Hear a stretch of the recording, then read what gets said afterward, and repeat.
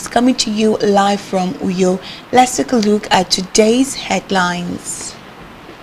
President Tinubu arrives in Turkey for state visit. Vice President Shettima to unveil new Women Youth Empowerment Fund. Plus, Trump, Wells holds productive talks amid calls for impartial probe into fatal shooting. We'll bring you details of the stories and more in just a moment. Please stay tuned.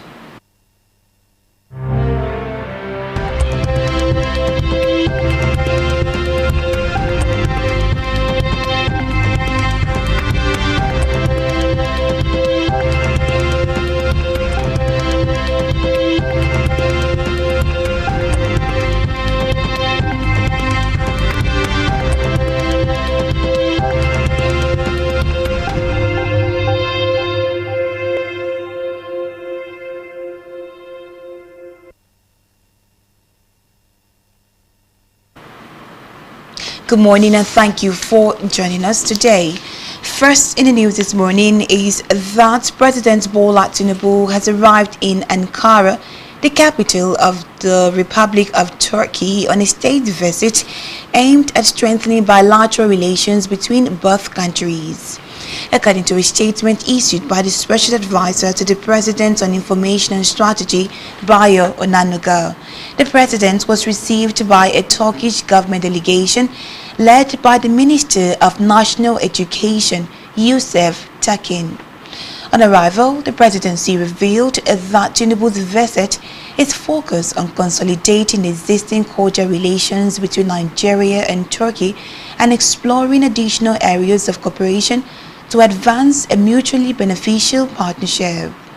During the visit, President Tinubu is expected to hold discussions with his Turkish counterpart, President Recep Tayyip Erdogan. The program will also include the signing of several memoranda of understanding between both countries alongside other official engagement. Meanwhile, President Bola Tinubu has called on Nigerians to embrace unity, religious tolerance and peaceful coexistence as critical pillars for national security and development. The President, who made the call at the 4th International Conference of the Center for Islamic Civilization and Interfaith Dialogue at Bayero University, Kano, was represented by the Minister of Information and National Orientation, Mohammed Idris. Addressing current national challenges, the President urged Nigerians to reject narratives that portray the country as intolerant of religious freedom. He stressed that national security is closely linked to unity and mutual respect among citizens. He further reiterated his administration's commitment to protecting lives and properties and confronting criminality across the country. Away from that, Vice President Kashim Shettima is set to inaugurate a new learning fund and empowerment platform targeted at unlocking the potential of Nigerian children, women and youth. In a statement issued by the Senior Special Assistant to the President on Media and Communications, Office of the Vice President, Stanley Nkwocha, the event is scheduled for January 28 in Abuja. According to the statement, the initiative will form part of the outcomes of the African Social Impact Summit 2026 High-Level Policy Engagement.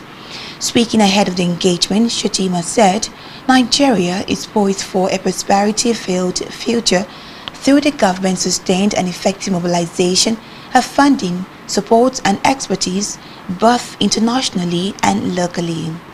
He added that engagement is a critical step towards delivery-driven partnerships that unlock the full potential of women and youth, strengthen human capital, and accelerate inclusive growth. In a separate development, the Minister of Housing and Urban Development, Ahmed Dangiwa, has called on global investors and real estate developers to partner with Nigeria to scale housing delivery under the renewed Hub Housing Program. Dangiwa, in a statement signed by the Director for Press and Public Relations, Badamasi Haiba, described the country's housing market as one of the largest, most immediate and bankable demand opportunities in Africa. The minister made this known in Saudi Arabia during a high-level panel session at the 2026 Saudi Real Estate Forum 2026. According to him, Nigeria's housing strategy under the Renewed Hope Agenda is built on a clear affordability benchmark, explaining that the Renewed Hope Housing Program adopted an income-based framework to ensure it aligned with citizens' actual earnings. The minister assured investors that the government's role is to direct housing delivery by addressing constraints only the public sector can resolve, including land readiness, supporting infrastructure, and improvement to approvables and delivery processes that reduce cost and shortens timelines. From the legislature, the National Assembly has introduced a proposal in the ongoing amendment of electoral law that will give prison inmates in Nigeria the right to vote in elections. The leader of the Senate, Senator Okpeyemi Bamidele, gave the hint ahead of the resumption of the National Assembly from Christmas break, urging that the proposed law would mandate the release of funds for general elections at least 1 year before the day of the elections. Bamidele further revealed that the Electoral Bill 2025 introduces no fewer than 20 defining highlights that would eventually differentiate it from the previous electoral regimes. We move to Kano State, where the governor, Abba Yusuf, has officially joined the All Progressive Congress (APC). Yusuf defected to the ruling party during a formal ceremony held at the Kano State Government House and was received into the APC by top party leaders, including former APC National Chairman Abdullahi Ganduje, the Deputy President of the Senate Baru Jibrin, the Minister of State for Housing and Urban Development Yusuf Atta, alongside other senior party officials. Speaking at the event, the governor said his decision to return to the APC was driven by the need to work more closely with the federal government under the leadership of President Bola Tinubu to accelerate development in Kano State. Recall that Yusuf was elected governor in 2023 on the platform of the New Nigerian People's Party (NNPP). In Africa, the United Nations spokesperson Stephanie Dujarric has announced the launch of $852 million humanitarian need and response plan for Somalia, which is said is 40% less than last year and aims to support 2.4 million people. Dujarric stressed that the reduction in funding is due to constrained resources, not reduced humanitarian needs. He noted that there will be significant gaps in essential services, as less than half of those in need of humanitarian aid will be able to receive help under the 2026 plan. The UN spokesperson added that without urgent and scaled-up assistance, the combined prolonged drought, livelihood collapse, displacement, disease outbreaks, and reduced humanitarian aid will worsen food security, water shortages, and increase health risks. On the foreign scene, U.S. President Donald Trump and Minnesota Governor Tim Walz have held what officials described as a productive phone conversation following rising tensions over the shooting of a civilian by federal agents in Minneapolis. Governor Walz said he used the call to press the president on the urgent need for an impartial and transparent investigation into recent shootings involving federal immigration authorities in the state. The appeal followed the death of a 37-year-old U.S. citizen who was shot during an altercation with Border Patrol agents in Minneapolis.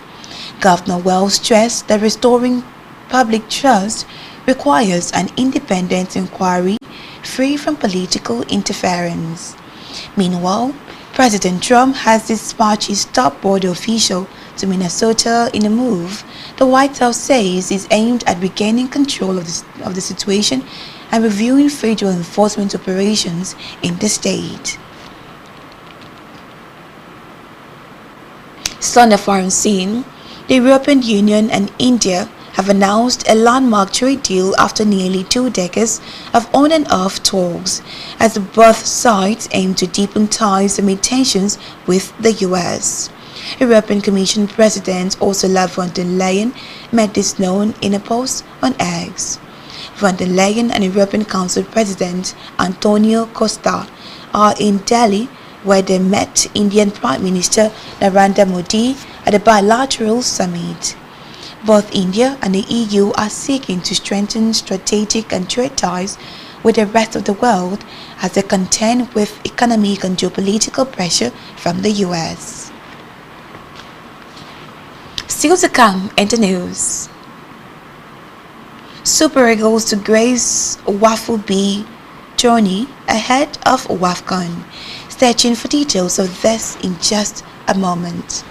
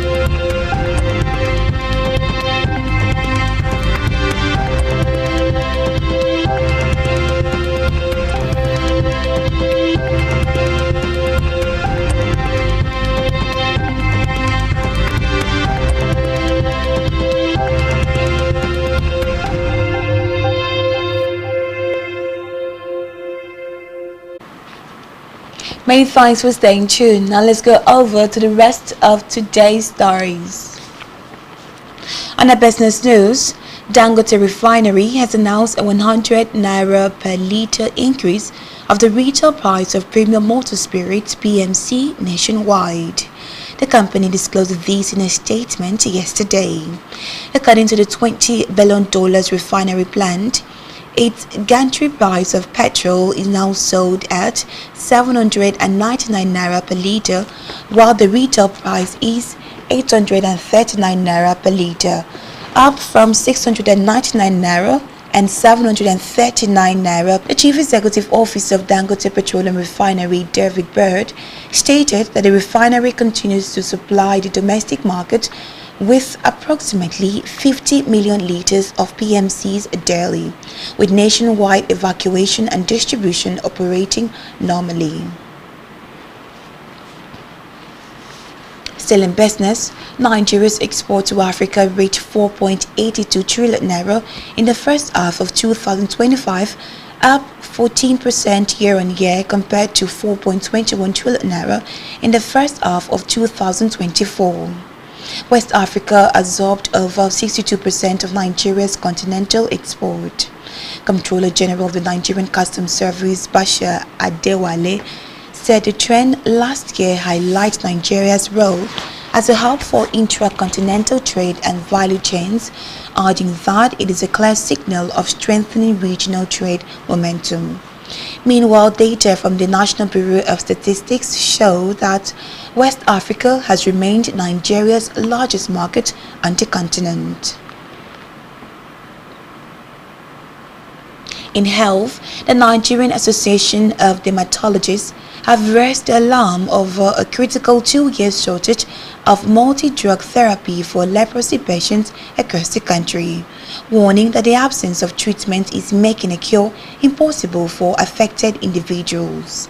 The association disclosed that regulatory and administrative delays have prevented the clearance and distribution of essential medication despite their procurement and donation through official World Health Organization approved channels. It noted that the prolonged unavailability of the life-saving drugs has left patients in multiple states without access to treatment, leading to progressive nerve damage, disability, deformities, and continued community transmission. According to the WHO, leprosy, also known as Hansen disease, is a chronic bacterial infectious disease that affects the skin, upper respiratory tracts, and the eyes, leading to physical deformity. We move now to sports, where the Nigerian Football Federation (NFF) has entered the Super Falcons for the Waffle B 4-Nation tournament in Abidjan as part of preparations for the 2026 Women's African Cup of Nations in Morocco. The preparatory tournament will take place in Côte d'Ivoire between February 27 and March 7 ahead of WAFCON scheduled for March 17 to April the 3rd.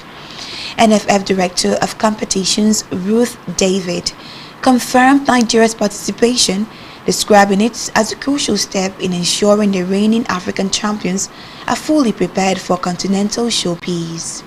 According to her, the Waffle B Secretariat has invited Côte d'Ivoire, Ghana, Nigeria, and Senegal, all WAFCON participants, for the mini-tournament. She added that the Super Falcons squad list submitted by head coach Justin Madugu will be released in the coming days through official channels. Still in sports, Everton and Leeds United played out a 1-1 draw in Premier League encounter. Leeds took the lead in 28 minutes through James Justin, who finished calmly after a well-worked move, giving the visitors the advantage going into the break. Everton responded in the second half, increasing the pressure and dominating possession, and in the 76th minute, Thino Barry struck with his left foot to level the score. Both sides pushed for a late winner with chances at either end, and the result sees Everton and Leeds share the point.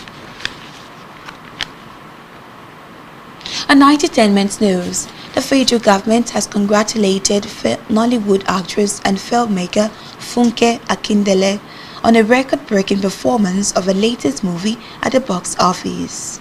In a statement posted on its X handle, the National Orientation Agency described Akindele's achievement as a major boost for Nigeria's creative industry and a testament to the growing global acceptance of Nigerian stars.